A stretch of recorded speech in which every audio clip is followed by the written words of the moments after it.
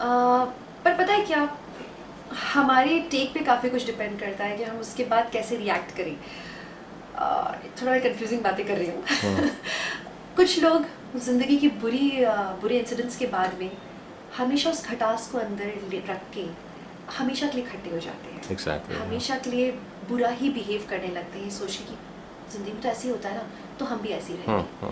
कुछ लोग उन इंसिडेंट्स से सीख के अगली बार अपने आप को ऐसा मोल्ड कर लेते हैं कि वो चीज़ें कभी उनके सामने आए ही नहीं दोबारा। So I am one of those people. I learn, I am a very good learner. I have come here as a शिष्या, as a student, and actually since childhood I have been a student and I will be for my whole life. And मुझे लगता है if you're a student, if you learn out of your experiences, वो खटास कभी अंदर बैठेगी नहीं. Like I'll tell you one incident.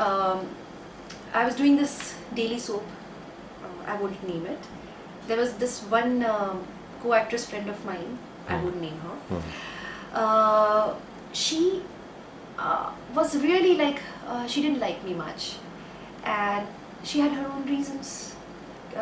मुझे इस दौरान एक बहुत मेजर फिजिकल प्रॉब्लम हो गई थी.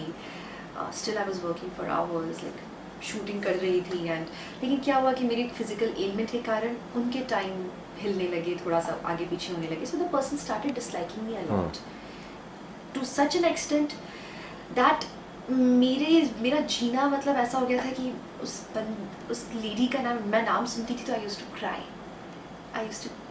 Because I am a very emotional person. And मेरे अंदर वो नेगेटिविटी बैठ गई.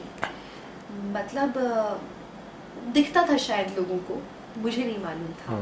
Eventually one fine day somebody told me, I was working with a duplicate of a co-actor of mine, and he said, Divyanka आपको नहीं लगता आपके अंदर कुछ है, आपको कुछ खा रहा है? मैंने कहा नहीं तो. आप किसी से नाराज़ हैं? सब लोग को नहीं पता था ऐसा कुछ है, लेकिन he just asked me. मैं आपको रीड कर सकता हूँ कि आप अंदर से बहुत परेशान हो. अगर आपको किसी ने परेशान किया, you just forgive that person. It's very difficult, but you ought to forgive that person because उस इंसान को कोई फ़र्क नहीं पड़ रहा, आप अंदर से मर रहे हो. I was like, how do I do it? It's not easy. मुझे बहुत तकलीफ़ें हुई हैं. मुझे इनफैक्ट लोगों ने काम देना बंद कर दिया उस इंसान के कारण. And work is, I worship my work.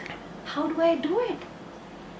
He said, आप रोज़ भगवान के सामने खड़े हो के या जिसको भी आप मानते हो या फिर चाहो तो चिट्ठियाँ लिखो, रोज़ लिखो कि आप माफ़ करते हो. I tried it. I used to cry every day in front of my God. Every day I would stand in front of my God and I'll be like, मैं उसे माफ़ करती हूँ. मैं कैसे माफ़ करूँ? उसने मेरी ज़िंदगी खराब कर दी. I would cry and cry, but I didn't stop. I was like, अगर ये मेरे अंदर की परेशानी है जो कि लोगों को दिखने लगी है, तो जाहिर सी बात है ये मेरे वर्क एनवायरनमेंट को भी ख़राब करेगा, मेरी प्रोफेशनल लाइफ ख़राब करेगा. I have to get rid of it because it's a negativity with in me. जो दूसरे के वो तो लेके चला गया, लेकिन अब मेरे अंदर है, इसको निकालना है. I was fighting. After a few days I was able to do it. I was able to. And उसके बाद में इट टुक गट्स. मैं गई, उसके साथ में बैठी उस लेडी के साथ, और मैंने उसको बोला कि मैं आपसे बहुत नाराज़ थी, आपने बहुत गलत किया मेरे साथ, और मैं आपके मुंह पर बोल रही हूँ आज कि मैं आपको माफ़ करती हूँ. आई am letting go of things. And that lady said, तुम बहुत इमोशनल हो, हर चीज़ को बहुत सीरियसली. मैंने कहा हाँ मैं लेती हूँ. I accept, but I am letting go of things. And it was relieving man. ऐसा लग रहा था जैसे किसी ने and I follow it now. You know, अगर मैं कभी कुछ गलती कर देती हूँ और वो मुझे अंदर, क्योंकि हम सबके अंदर एक कॉन्शियस होता है, हमको खाता है. और वो जब हमें, आपने कभी किसी से उधार लेके देखा है?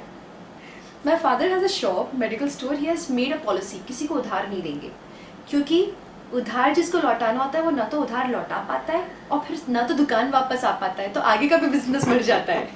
सो उधार नहीं देंगे क्योंकि हमारे कस्टमर्स हमेशा के लिए कट जाते हैं. So this is what happens. आप किसी से अगर आपने गलती की है, आपके गिल्टी कॉन्शियस है, पता चलता है आपके लिए ज़िंदगी भर के लिए वो इंसान आपकी ज़िंदगी से कट गया. You cut one person, one human being out of your life just because of one mistake of yours, because you are guilty with it. Then why not go and say sorry? So I go and say sorry.